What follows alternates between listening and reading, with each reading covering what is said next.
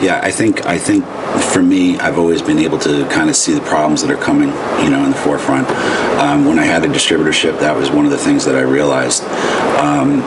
You have to always be looking, people always say the 30, 60, 90 day. Mm-hmm. I've never really done that 30, 60, 90 day. For me, it's always 6 months, 1 year, and 5 years out where you want to be. Gotcha. I'm always looking at the future because today's already happened. That's right. It's the work that you do starts today for what's going to transpire in 6 months and a year from now. So it's the quick change. That's easy for me.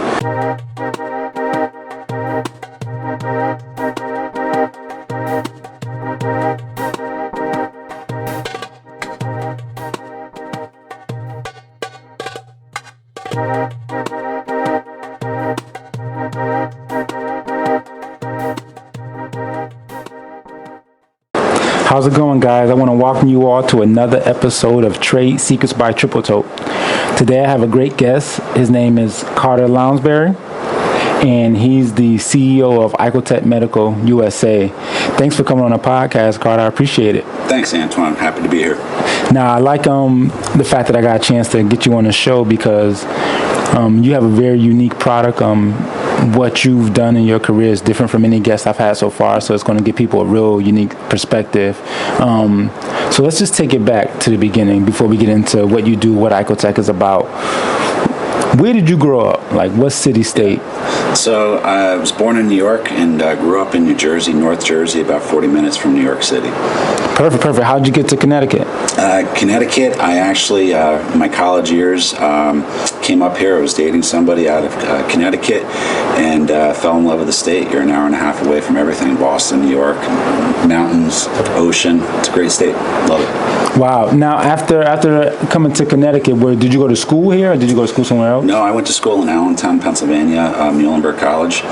Small school. It was great right there in the valley between, Bethlehem, Allentown. Mm-hmm. You had a lot of schools in that area. I was thinking that I wanted to go pre-med, get into medicine. I always knew I wanted to get into medical device. It's just something that nobody teaches you how to get into this industry.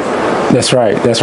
Now, so did you have were you like a pre-med guy before? Yeah, I was going that direction, but then what I was told is to go more on the marketing side, and go that way because of the relationships that you need to build.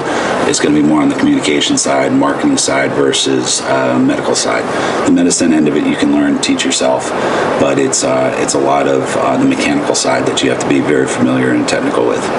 Great. So your first job out of school, were you doing medical devices immediately, or were you doing? No, I was doing construction. So I had done construction since I was little, paid my bills that way, and so I was doing a lot of commercial, residential commercial building and management on that side. So then it was realizing that it's time to pursue my dream. And how did I do that? I reached out to hospitals locally and started talking to materials managers and saying, hey, can I talk to some medical device reps because I want to figure out how to get into this. What I was told is to learn how to sell. So my job after that was I worked for Cintas selling uniforms. Nothing glorious, but it was they had a training program and they really taught you requirements-based selling. And so for me, that was really pivotal because you went and you sold door to door every single day, and you were selling a uniform system for manufacturing facilities. And so it kind of got me into this cycle of sales quotas and how to build your business, a funnel, going out and working on a day to day to hit your goals. Now, that type of sell, when it's like a needs-based, medical-based, that's different from selling any particular, whether a person's selling mobile homes and stuff like that, because you're working in devices that people use in an operating room and things like that. So it's very, very important that you have product knowledge, you know what I mean, and be able to, and I understand you guys, you don't just sell them the product. Like when somebody buys a product from you, what's the next step in getting them adjusted to the product? Yeah, I've always, when I was little, I used to caddy, and I always consider myself, even to this day, a caddy, because I'll suggest the club, but it's still up to the surgeon whether or not he wants to hit it. So that hasn't changed, and it goes back to what I learned at Cintas too with requirements-based selling. You're setting up the requirements that are important to your customer. So they'll tell tell you what they need. It's just you have to listen. So the old saying of you have 2 ears and 1 mouth, listen more than you talk. So you have to listen to what your customer's asking for, and then it's up to you as a salesperson to look at their needs, what they're looking for, and then match their needs to what you have or what you can get them. Right. So that's typically, the way it works. What we're doing in medical device is a little bit different because you can represent a product, and I was a distributor for a while, so I represented different products, and then it was always matching, the need of that product for the surgeon. Today you're looking at it if outside of what I'm doing, on medical device, what's the need? Right now people are looking for test kits for the coronavirus. People are looking for N95 masks, and so you build up sources, and so those are needs. You fill the need, you fill the order. So. Got you. Now, it seems like this type of business is ever changing. It's medical devices. It's people with inventions. It's people who are coming up with a better mousetrap for a different problem or for the same problem. So then you're picking between product A and product B for the same solution. Like, how do you really get the clarity to decide what to focus on when you're in this business? Yeah, in medical device, it's very hard because I've been doing this 19 years now. When I first started out, I was selling craniofacial and foot and ankle products, and then I moved into spine. In the spine world, back in the early 2000s, there was only 4 major players in the market. Now there's about 400 players in the market. Wow. So a lot of the nuances between the products are very similar. It's a lot of me too. But what's interesting is you look at the manufacturing end of it, they still come from the main suppliers. There's only a handful of manufacturers that make the product that are OEMing it for these larger companies.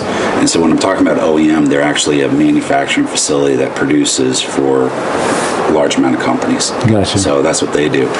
But getting back to your question, as far as how do you choose, well, you really can't if you're representing one company. As a distributor, if you're representing multiples, you can pick and choose and correlate it. What I have done is I've moved away from the distribution, and as CEO for Icotec Medical, here in the States, we have a very unique product because our material is made out of carbon fiber, and it's radiolucent as opposed to titanium implants that are pretty much standard in the industry.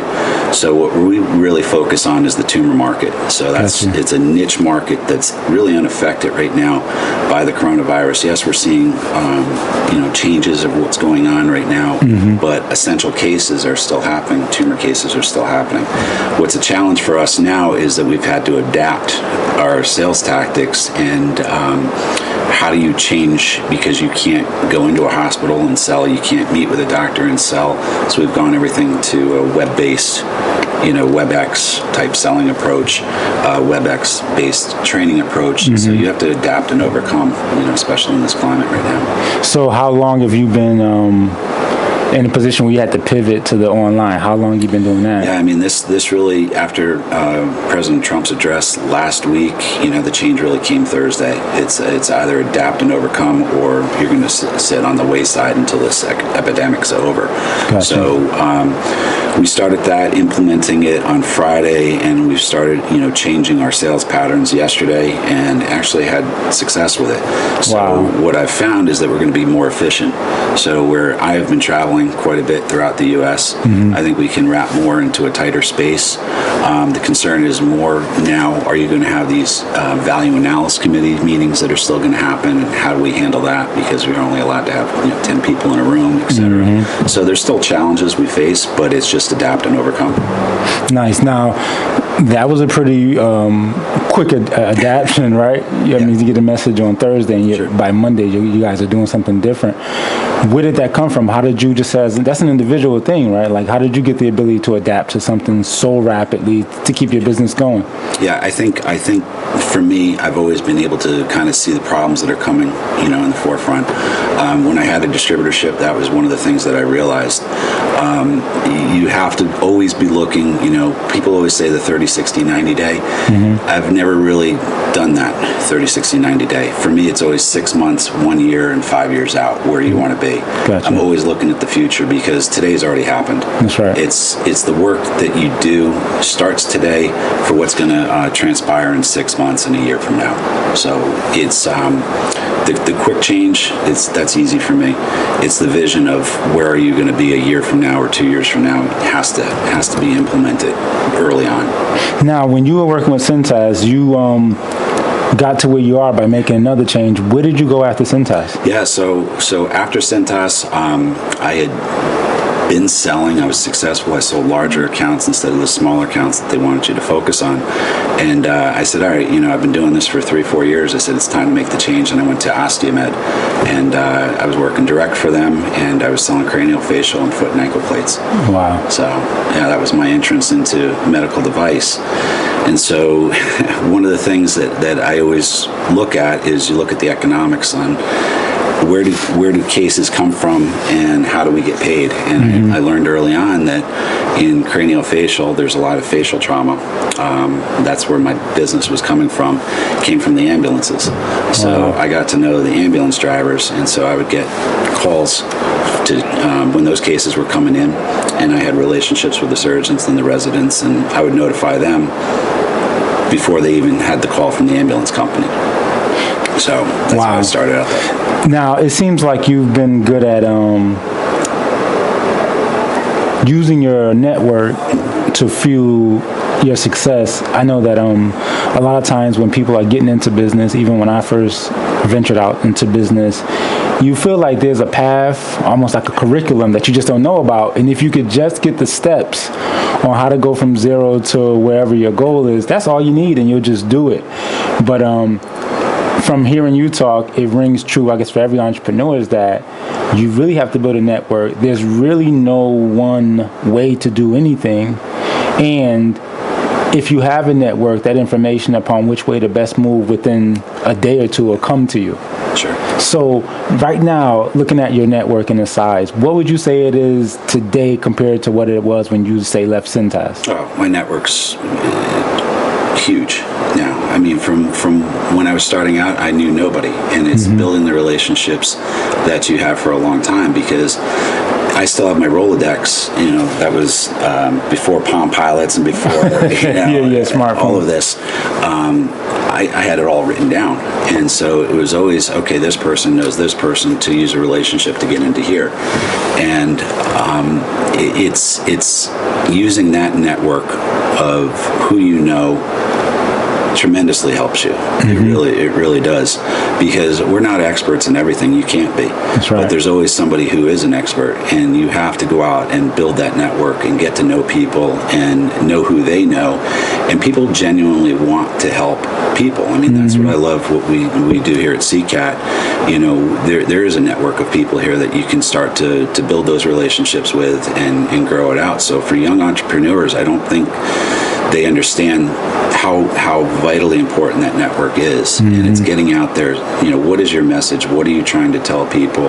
And how can they help you? Yeah. Because it's not just how can they help you, but it's always give to get, right? That's right. If I can help somebody else, at some point they're going to say, hey, you know what, Carter helped me, I want to help him too. Yeah. So the more people you can help, the better. Your network grows faster, and then they're going to want to be positive and come back and help you. Yeah, and that's what I believe too. I think that anytime I'm in a sales situation and I'm working with a client for a period of time and I'm trying to just gradually get them to close the sale or take on the opportunity, sometimes we all get to those points where we feel like this one person, this one account, this one opportunity is holding my entire business up because they said they would, but they haven't yet. And anytime I get to that point, I got to remind myself the problem is I don't have enough people to call. That's why I'm focusing on this one person like they're the end-all, be-all for my own business. Sure. When you encounter those situations, or do you even encounter them anymore? Like, how do you handle those situations where you're focusing on one large fish or one next level opportunity, but still they're not pulling the trigger they said they would? Like, how do you handle stuff like that? I think that's the thing we always in sales run up against, and it's a topic of, do you throw mud against the wall? Do you focus on one account? Where do you focus? And I've always looked at it as business, sales is a pyramid. Okay, we always want those top, priority accounts that are at the top of the pyramid, but they're not necessarily what you should be focusing on, because the bottom of the pyramid is the mass. And that's what you want, because that's the volume of business. Yeah. That's the biggest opportunity.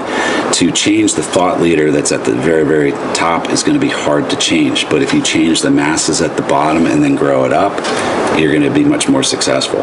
So how do we do that? It's by filling the funnel. And you can't, the thing I've learned is you really can't focus on more than 5 things at once. Gotcha. And once you, accomplished maybe 2 of those things out of the 5, put 2 more in.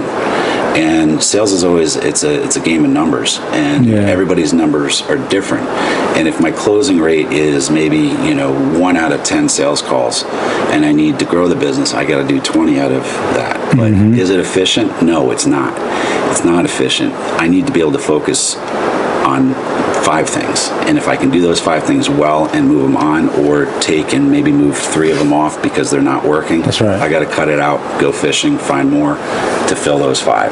That's what I'm looking at, 5 at a time. Yeah, and one thing for me, like just that adapting that mind state from just like pure brutal trial and error, just brutal trial and error, is I learned that that it's not personal. The other individual on the other end is really not personal. And even though your business, your product, your opportunity is personal to you, the other person is just,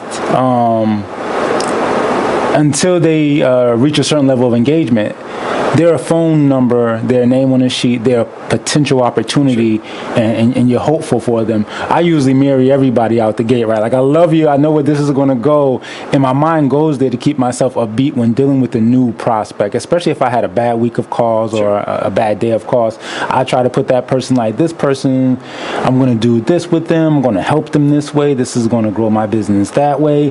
And as soon as they start showing disinterest or say no, it's like, okay, we broke up, but it's not that serious. And then I just build a relationship again, because I think I found out through sales, especially doing telemarketing, is that on a rejection, if you carry that with you to your next call, it's just going to domino. Yep. So I have to build this fictitious marriage with anybody new that I meet, that I'm so excited. And then that excitement conveys to them, and then it makes them more engaged with me when they are genuinely interested. And when they're not, I just kind of like turn away like it never happened and try to not take that impact. So it's definitely been a crazy thing. So how did you go from working, doing the face implants and working with the ambulance teams as your basically your extended sales team? Where did you go to next? Yeah, so I left Osteomed and I went to Synthes, where I was working on the spine side, and that was really my entrance into spine. Built great relationships there. They were affiliated with the AO. The AO created all internal fixation for orthopedics. So that was a great education for me. In medical device, so much of it is about education, and the medical library at UConn is something I used an awful lot. Wow. If I didn't understand a technology, I would go in and learn and read about it till I was an expert in it. Again, I'm a caddy. That's really what it comes down to. And as you were saying earlier, Antwaine, it's not about always the product that you're trying to yes, your goal is to get to here, to move the product forward, but it's really listening to what the customer's telling you. They'll tell you what they need and what they want, and then it's your job to match that to what you have in your bag to sell to that person. But if they see that you're really trying, maybe you miss on this ticket, but if you show that you're trying to do what's best for them and their interests, that door will always be open to you. Yeah. And so that's really vital, and that's really what's important. So, getting back to, what I did from Osteomed to Synthes, that was really my training for what got me where I am today, because it was the right company at the time that gave me my background in spine to teach me this business. So that was my where I cut my teeth, learning my device. Now, after that company, was that when you went into business for yourself? No, I actually worked for 2 others. I worked for Medtronic on the spine side. Yeah. I was with them for a number of years, and 2 different philosophies. When I was with Synthes, it was more family-based. It was a big company, but very family-based and not corporate. Whereas when I joined Medtronic, it was very corporate. It was not a sales entity. That was my experience. When I was at Synthes, you sold every single day, and I was always worried about losing business because I know how hard it is to get that business. And if you lose it, it's even harder to get it back. Understood. Medtronic had a volume of business here in Connecticut, and so the sales was kind of secondary. The goal there was to maintain the business, and that's not something that I was accustomed to. I still always had this fear of losing the business. Understood. So that was really, a difference there. And then I moved over to a company called Invasive. I was there for about 2 years, year and a half, 2 years, and that was a different experience before I went off and started my own distributorship. Now, how did you get into your own business? What was the catalyst that got you to do that? Yeah, I think I grew up. I think it was just knowing that I had the confidence that I could do this business. I could provide the service. I knew where to look for, products to sell, pick up, and then I had the relationships with surgeons. And even if you don't have the relationship with surgeons, it's going back to that requirements-based selling. What is it that they're looking for? What's the need that I can fill for them? And all of a sudden my eyes opened up that there's a lot of other products out there other than the company that I'm representing. Understood. So I knew how to do that business, and it was a big leap for me. It was an even bigger leap for my wife to see the true sales cycle. That first year was really tough. Yeah. Growing year, but it was well worth it. Well worth it. Understood. So, understood. Yep. Now from doing that, you did your company for how many years? Yeah, so it was 5 years that I had Highland Medical. Moved away from that, and now I'm with Icotec Medical and CEO of Icotec Medical here in the States, and we're doing the carbon peak. Now, for those out there who aren't familiar with medical devices at all, could you explain out the product that Icotec has and why it's different or better than everything out there in the marketplace? Yeah, so the product is carbon peak screws. So what we do is injection carbon flow molding. So it's a unique process, unique to Icotec.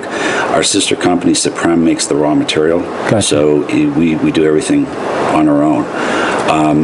Where I saw the value in this is that the market was fluctuated with too many companies, and like I said, there's about 400 spine companies now, all basically selling the same thing. Wow. This was uniquely different, and when I saw the images on CT and MRIs, you see that it's radiolucent, so you can treat the tumor with radiation better. There's no artifact off the screws. There's a lot of these things, and it gets a little complicated, but it was uniquely different, and it benefited the patient ultimately. So I saw the value in this, and an old friend of mine from Synthes, who is the international sales manager, Kurt Zoller, we reconnected, and it was about 2.5, 3 years ago that we started, building the relationship again and looking at the product, and I saw that this was intrinsically different and going to help a very, very large population. So it was enough for me to say, hey, let me focus my business on this, because this is transformational. So within the industry, we are going to change the way that tumors are treated here in the States. The benefit to the patient is astronomical. We believe that there's the opportunity to extend life with this product. Hopefully we can show that, but we know that it's better because they can see if the tumor's growing back. Now, people usually get screws all the time, and they're like titanium. So now you guys use different materials like a carbon fiber. Why is carbon fiber better than titanium if they both can just screw into a person? Yeah, so what we have is we're really our sales, we're selling to two different surgeons, two different doctors. We're selling to the spine surgeon, either orthopedic or neuro, who's implanting the screw into the patient. And for them, we have to satisfy their concerns. Is the material strong enough? And is the fixation going to be adequate? And then it's also, does it change my surgical technique? So we can already answer that. We know that it's equal to that of titanium. We know that it's a better material for the long-term stability for the patient. But most importantly, we do not change the surgeon's technique in the implantation of our screws. Gotcha. It does the exact same thing as titanium at that standpoint. The benefit is on the back end with imaging for your radiographic films for MRI and CT. So that benefits the radiation oncologist because they can do more dosing to a targeted site. It allows now for proton therapy with our screws where titanium was not allowed. So that's a whole new entity, available to the spine tumor patient. So it's our customer, while it is the spine surgeon, our customer is also the radiation oncologist. So it benefits the radiation oncologist, makes their life a lot easier, reduces the time on planning, but ultimately the benefit is to the spine tumor patient. Now, people who have spine tumors, what are those ailments? Like, what are they commonly known as? Yeah, so typically we see spine tumor patients one of two ways. They have a primary tumor, whether it's breast cancer, prostate cancer, liver cancer, and then it metastasizes to the spine. So that would have been a primary tumor coming from the radiation oncologist referring back to the spine surgeon to remove the spinal tumor.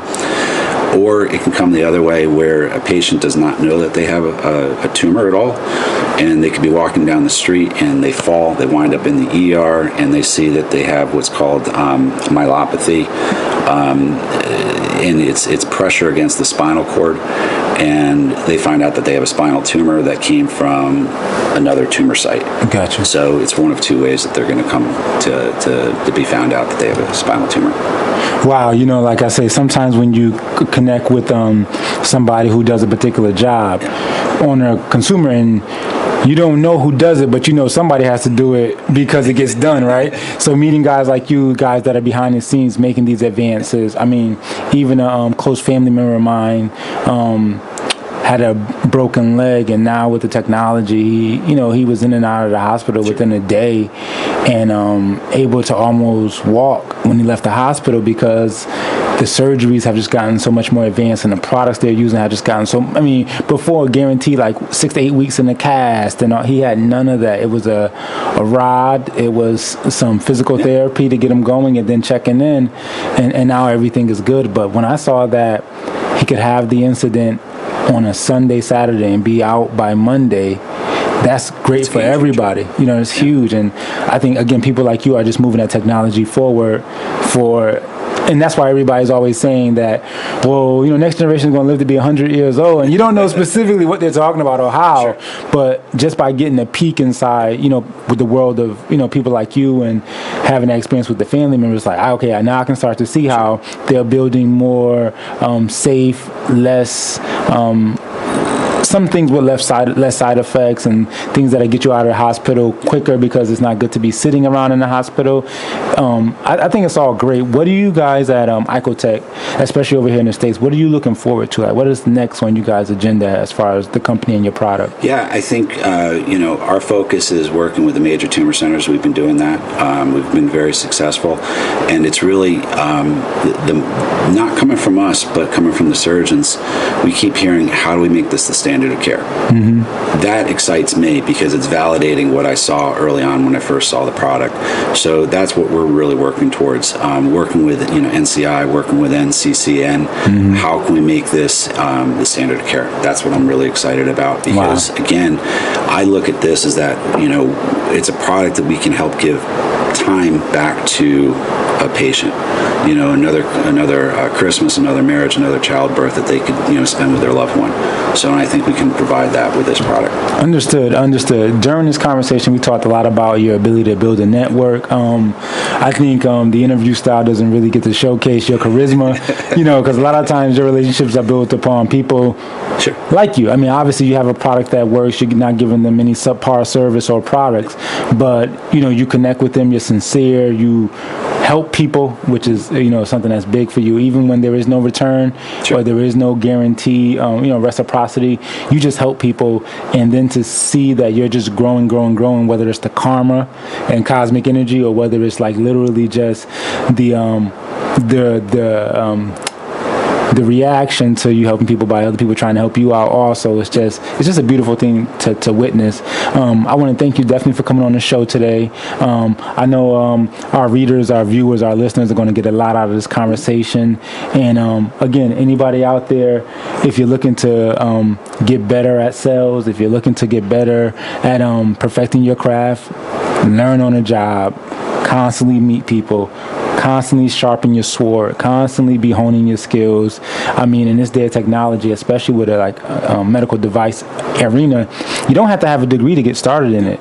So you're competing with everybody, which is why there's 400 spine companies now instead of 4. So to really be successful and stay at the top, it's almost like a sport. It's competition, it's competitive, but if you're doing the right thing by your customer and you care more than the competition, then you're going to stay at the top, and that's obviously what you've been able to do over these 20 years. Yep. 20 years. So thanks again for coming on the show. I really appreciate it. Appreciate it. No problem. And thank you guys for tuning in.